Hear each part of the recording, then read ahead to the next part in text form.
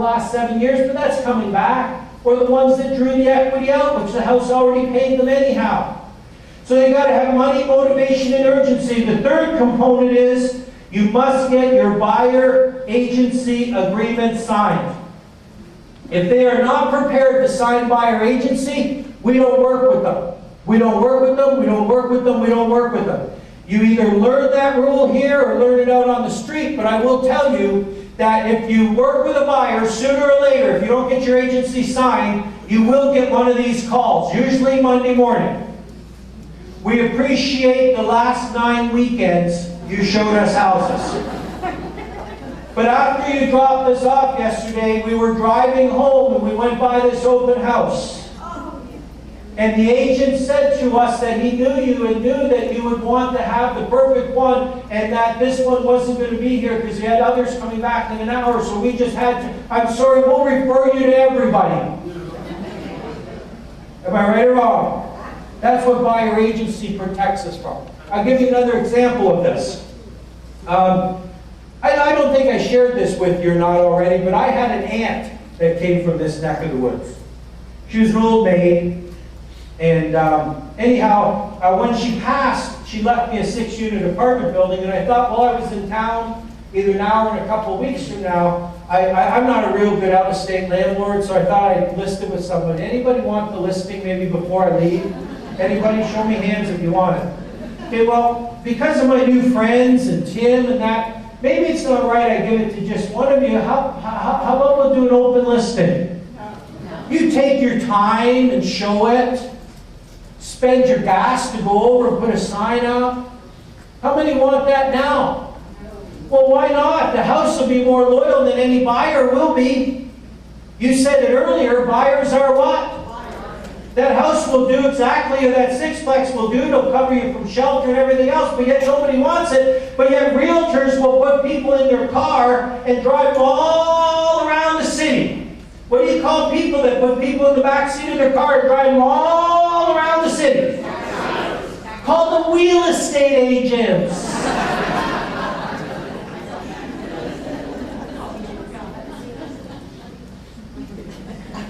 It was kind of funny when my Aunt Mabel died. My mother was actually the executrix, which is kind of weird to call your mother an executrix.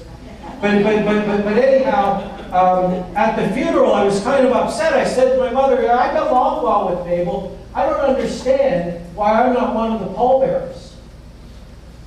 And my mother said, well, in the will, Mabel was very clear, Mark, that she was an old maid. She was very clear. She says, men wouldn't take her out when she was living.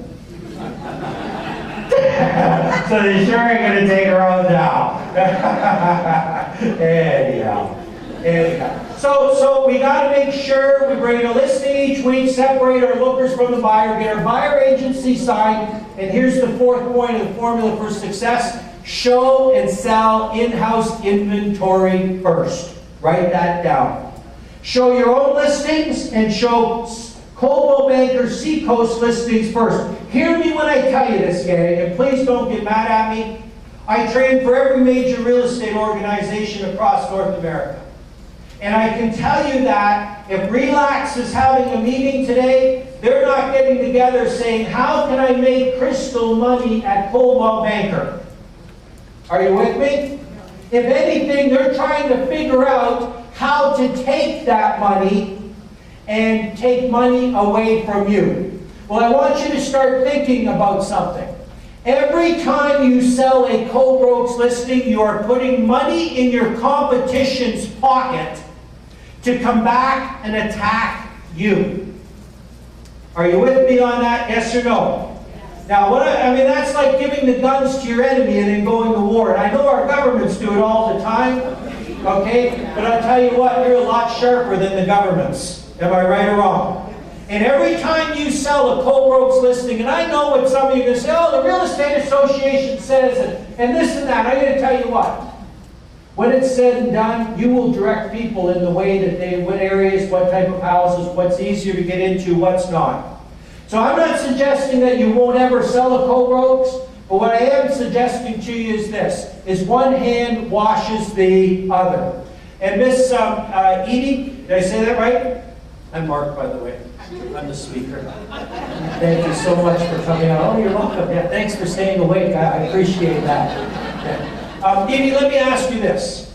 If I sold a couple of your listings last month, we got along well, I returned my calls quickly, did everything that a professional is supposed to do, would you appreciate that? If you had a buyer tomorrow and you knew I had some listings in the area that buyer was interested in, would you try to reciprocate what I did for you the month before, yes or no? In other words, one hand washes the... Right, now I get asked this question all the time, Mark, where's my number one source of income in the real estate business? And I want you to turn to the person and take a look at them beside you. Because your number one source of income in the real estate business is from the agents you work with in your office. Okay, we need to stop looking at other agents in the industry as being our competition and start looking at them as being our customers. You see, gang, the world is full of a life of abundance. There is enough to go around for everybody. That's just the way it is. It's just the way it is. And we got to stop looking at other realtors as being our competition and start looking at them as being our customers. Because I'm going to tell you something, I ain't being mean here, I'm being honest. 70% of them are going to be out running people around in the back seat of their cars. Well, if you are going to build a business based on building inventory, which is where the real money is in this business, it's not from selling houses. The average realtor that does 5 deals a year, they sell houses. The people that make 100, 2, 3, 5. I got agents that follow what I teach this year that are going to do $900 and $1 million of business with 2 people on a team. Why? Because I was able to get through to them that if you want peace and balance in your life, you want to have consistent income no matter what's happening. When the market gets soft, you need twice as many listings. Why? Because the buyers will come to them. That's the way it is, gang. It's an inventory business. An inventory business. Now we take the formula for success, we add the third component, which is what I like to call social capital. And what is social capital? Well, the truth of the matter is, social capital is the new currency of the real estate industry. Social capital is the new currency of the real estate industry. So what does social capital stand for? Well, social stands for society and the relationships that we have in society. And capital is the true value, monetary, of what those relationships are. You see, gang, here's what I can tell you is that real estate is truly a local business. You're going to end up doing business with the butcher, the baker, the candlestick maker, the president of the PTA, the football coach, the basketball coach, the person that helps your kids into music, and all of those things. And here's what I find so interesting. According to the National Association of Realtors, 52% of the public survey consider the realtor that they worked with last time as being a personal friend. That's pretty good, wouldn't you agree? Check this out. The survey went on to say that the people only use the same realtor twice, 17 times. 17%. Sorry, not 17 times. Now, what does that tell us? It tells us we're pretty good looking after them, but we're really bad at staying in touch with them. Is that fair to say? Now, I want you to write this down, and as you write it down, it's got to leave that paper, come up that arm, and get tattooed right here. That it costs more money to find new relationships than it does to maintain the ones that you have. You know, I drive all over, you see realtors, but billboards all over. Thousands and thousands of dollars spent on marketing every day to find that next buyer. Is that fair to say, yes or no? And yet it's right there.